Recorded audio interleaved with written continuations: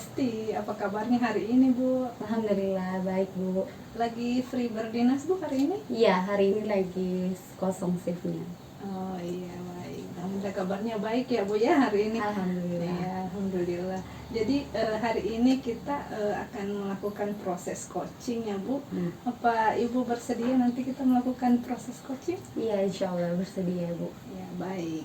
Jadi terlebih dahulu saya akan menjelaskan Bu ya bagaimana itu proses coaching.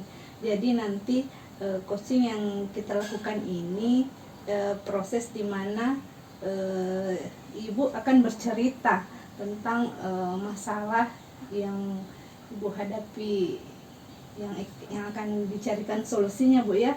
Tapi nanti di proses coaching ini saya tidak akan memberikan saran atau solusi, jadi murni dari solusi itu muncul dari ibunya sendiri begitu ya. Bagaimana Bu, apa Ibu bersedia? Iya, bersedia Bu. Baik. Jadi proses coaching ini tidak dilakukan cuma hanya satu kali, bisa dilakukan beberapa kali, tergantung bagaimana proses progresnya Ibu nanti ke depannya ya. Jadi nanti kalau misalnya Ibu pada proses coaching ini tiba-tiba mau berhenti, menghentikan ini proses, boleh Ibu stop proses coachingnya, tapi saya akan kasih tahu Ibu dulu kenapa, penyebabnya kenapa harus berhenti ya Bu ya. Bagaimana Bu? Iya, bisa insya Allah. Baik. Jadi berdasarkan hasil laporan dari kepala ruangan ini Bu, katanya Ibu selalu salah ya pada saat pemilahan sampahnya, betul Ibu? Iya, kadang saya sulit untuk membedakan diri kehidupan nyata itu atau misalnya di ruangan. Oh iya baik.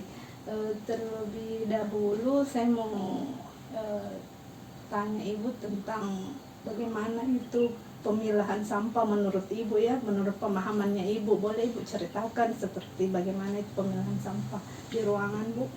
Jadi kan sampah itu dia ada jenisnya ya. Yang pertama kan sampah infeksius, yang kedua sampah non infeksius, kemudian ada sampah infeksius dengan benda tajam, kemudian ada sampah yang netral atau istilahnya tidak membahayakan.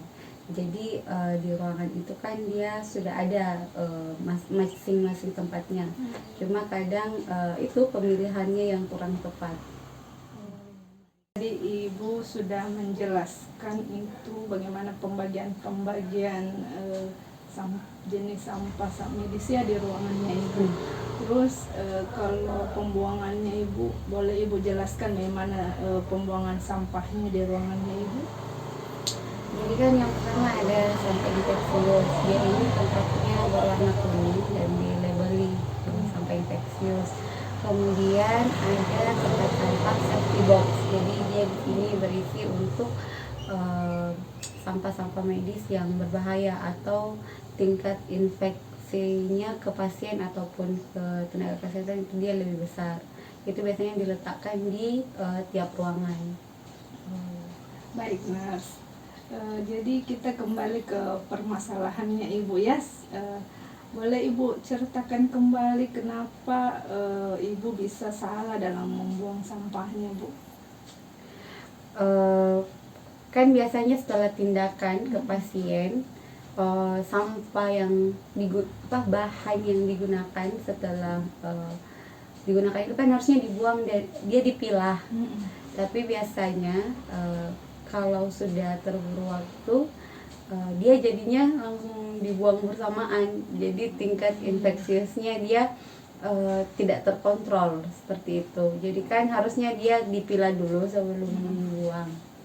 Jadi di situ sebenarnya yang menjadi masalah infeksiusnya. Baik.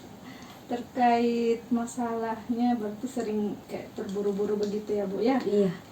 Kalau berdasarkan kondisinya Ibu yang Ibu rasakan sekarang, kalau saya kasih range-nya masalahnya Ibu itu 1 sampai 10, 1 itu masalah ringan dan 10 masalah berat. Kalau menurut Ibu itu range-nya Ibu sekarang di posisinya di nomor berapa Bu?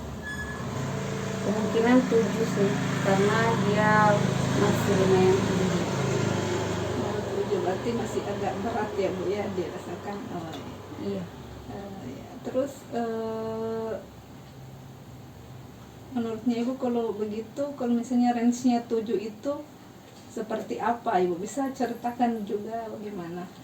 Jadi seperti yang saya bilang sebelumnya, karena tingkat keburu-buruan itu tinggi, jadi untuk waktu untuk memilah sampah infeksius dan non infeksius, untuk membedakan dia di tempat sampah yang berwarna kuning atau di safety box, dia masih agak sukar untuk dilakukan. Jadi dia masih kategori yang berat. Jadi skalanya mungkin kalau bisa saya bilang ya 7.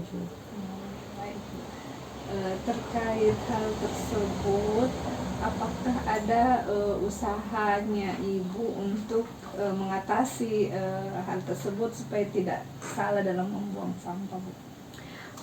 Saya biasanya langsung ditegur sesama nurse atau sesama tenaga kesehatan yang di ruangan ketika melakukan tindakan atau tidak memilah sampah infeksius sebelum membuangnya. Jadi lebih ke preventif mungkin untuk pencegahan infeksiusnya. Jadi Ibu sudah ada usaha ya untuk mengatasi hal tersebut ya Bu. Tapi terkadang kembali terulang begitu ya Bu? Iya betul. Jadi dia sifatnya berulang. Jadi dia apa ya, tingkat infeksiusnya tinggi karena kecerobohan juga tinggi dan terjadi berulang-ulang seperti itu. Jadi belum ada solusi yang tepat untuk menghindari terjadi infeksi di tiap ruangan. Baik.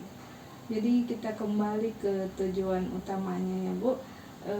Agar Ibu bisa fokus dan patuh pada pembuangan sampah, apa hal-hal yang perlu dilakukan Ibu agar Ibu bisa membantu mencapai tujuannya Ibu, bagaimana Bu?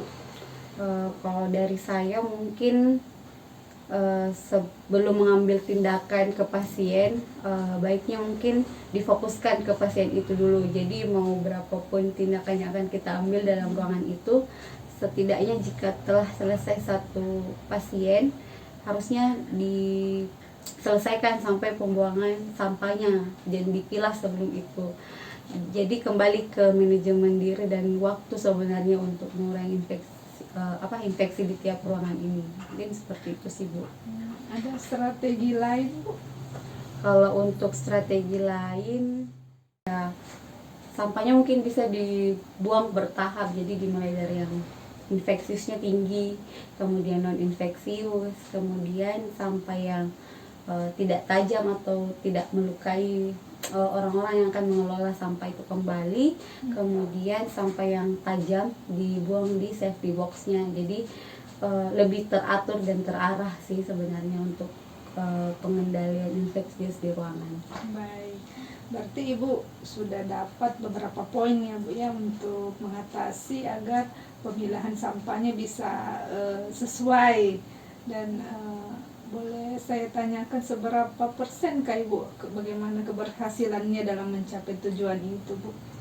Kalau saya ukur sendiri sih secara pribadi, ini bisa dilakukan dengan tingkat keberhasilannya mungkin sekitar 70-80% kalau dilakukan dengan benar, yang dimulai dari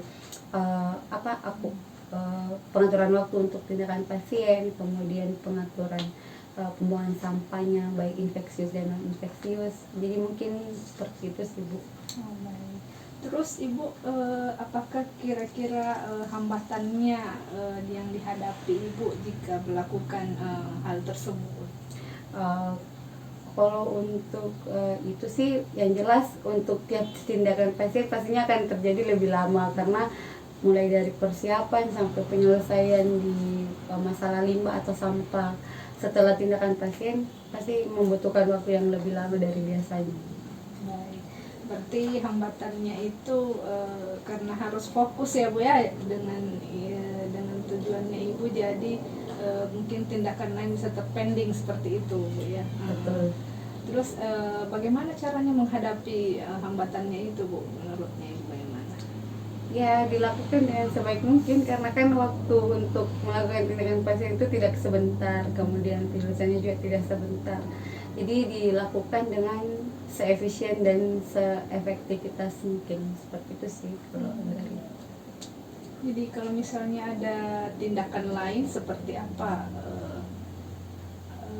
Kalau misalnya saya saat melakukan tindakan dan ada sesuatu yang urgent untuk diselesaikan, saya mungkin akan meminta bantuan ke nurse yang lain atau tim yang lain untuk membantu menyelesaikan masalah tersebut. Jadi tidak ada kesalahan baik dari tindakan ataupun kegiatan yang harusnya saya lakukan. Terus Bu, apakah ada support system dalam mendukung keberhasilannya Ibu ke depannya nanti? Tentu saja itu dari teman-teman tim di ruangan itu, dan termasuk kepala ruangan, karena kan beliau yang bertanggung jawab atas apapun yang terjadi di ruangan tersebut. Terus salah satu indikator pencapaiannya Ibu itu seperti apa Bu? Mungkin kalau capaian indikator itu yang pertama, kejadian infeksi di ruangan tersebut berkurang, kemudian tidak adanya lagi teguran dari kepala ruangan. Jadi itu mungkin bisa jadi indikator untuk di awal ini. Berarti sudah dapat ya titik terangnya solusi yang Ibu nanti berikan. Baik Bu, boleh Ibu ceritakan kembali tadi kesimpulannya apa yang telah kita bicarakan tadi Bu? Jadi kalau kesimpulannya mungkin setiap sudah mengambil tindakan diselesaikan dulu sampai pemilahan sampah, kemudian pembuangannya, supaya tidak terjadi angka infeksi yang kita inginkan. Kemudian kalaupun ada sesuatu yang urgent di saat kita melakukan tindakan, bisa dialihkan ke tim yang lain. Kemudian yang terakhir, fokus dan terus berlanjut. Jadi tidak hanya saat kita berusaha untuk mengurangi infeksius, tapi berlanjut terus apa yang kita lakukan untuk seefisien mungkin mengurangi infeksius. Jadi untuk capaiannya nanti kira-kira berapa lama itu Bu, supaya kita mendapatkan tujuannya Ibu nanti kira-kira? Kurang lebih 2-8 minggu atau sebulan lebih mungkin baru akan terlihat hasilnya, kalau boleh dikatakan berhasil. Jadi nanti kita coba ya Bu ya, bagaimana solusinya Ibu diterapkan di ruangannya Ibu sesuai dengan Ibu yang tadi sudah sampaikan. Jadi nanti setelah berapa hari tadi, berapa? 2-8 minggu. Ya, 2-8 minggu kita lihat bagaimana perubahannya Bu ya. Nanti kita kembali kita lihat tanggal, jadi kita bisa kembali pada tanggal 3 Mei ya, 3 Mei. Terus waktunya Ibu bagaimana Bu? Apa bisa Ibu itu tanggal 3 Mei itu? Insya Allah diluangkan waktunya. Ya, jadi saya save Bu ya, nanti pertemuan berikutnya kita tanggal 3 Mei 2022. Terus jamnya Bu bagaimana? Jam pagi, siang, atau sore? Bagaimana? Mungkin waktunya bisa seperti Sama ini. Sama ya. Baik, nanti kita ketemu bulan depan berarti Bu ya, untuk menilai bagaimana keberlanjutannya dalam proses coaching ini.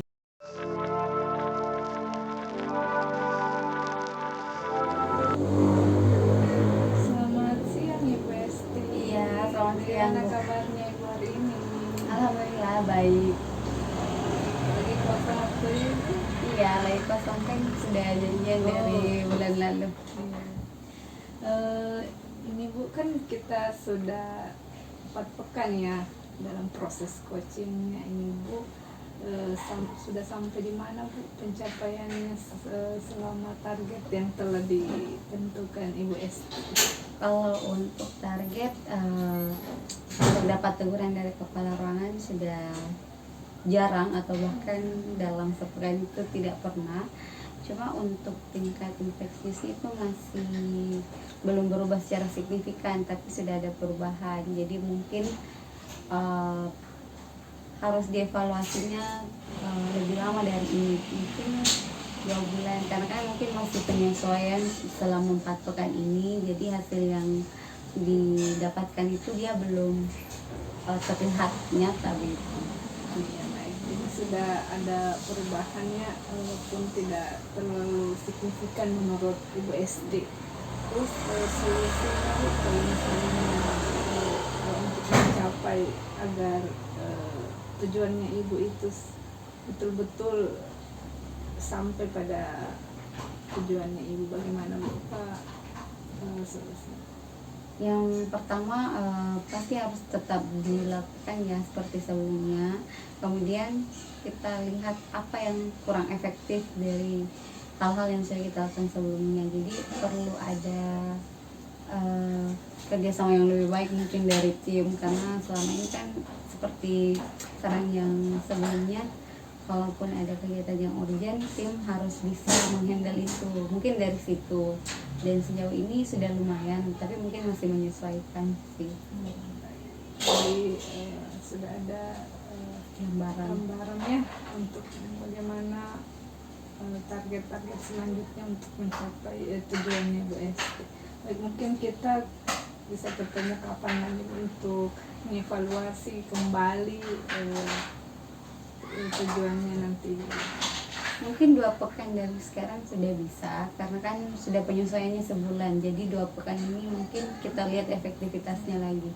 Baik, jadi kita ketemu tanggal tanggal berapa, 10 sampai 15 boleh Bu? Iya, boleh. Ya, nanti kita ketemu, kita bahas kembali bagaimana solusinya, masalahnya Ibu bagaimana, apakah tujuannya betul-betul sudah kita capai atau belum. Ya Bu ya, nanti kita ketemu. Baik, terima kasih atas waktunya Ibu. Terima kasih Semoga kembali. selalu. Terima kasih.